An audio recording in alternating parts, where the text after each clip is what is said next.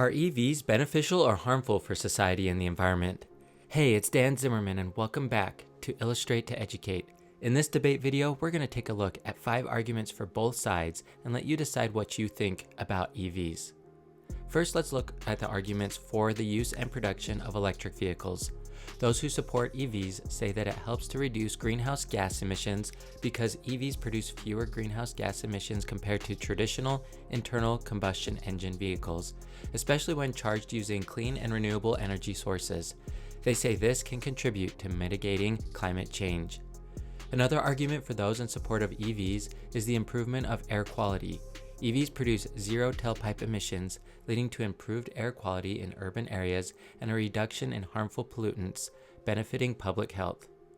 Those who argue for EVs also say that electric motors are more energy efficient than internal combustion engines, leading to better overall energy utilization and potentially reducing dependence on fossil fuels. They also argue that EVs lead to technological advancements. The development of EVs drives advancements in battery technology and energy storage, which can have broader applications beyond transportation, such as in renewable energy storage. The last argument points to government incentives. Many governments worldwide offer incentives, such as tax credits or rebates, to promote the adoption of electric vehicles, making them more financially attractive to consumers. Now, let's look at arguments against the use and production of EVs. Those against EVs point to the manufacturing environmental impact that EVs have.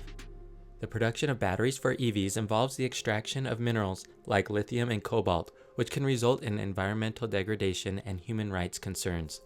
Additionally, manufacturing batteries has its own environmental footprint. Another argument against EVs is the limited range and charging infrastructure. The range of many EVs is still limited compared to traditional vehicles, and the charging infrastructure is not as widespread, making long-distance travel and charging accessibility concerns for some consumers.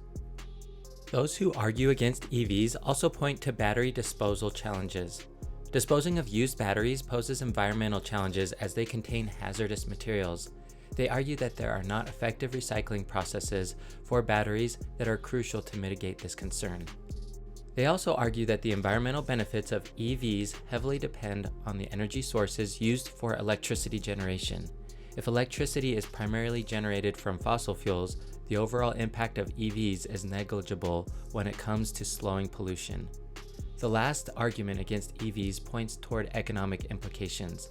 Transitioning to EVs may have economic consequences, particularly for industries tied to traditional vehicles, such as oil and gas.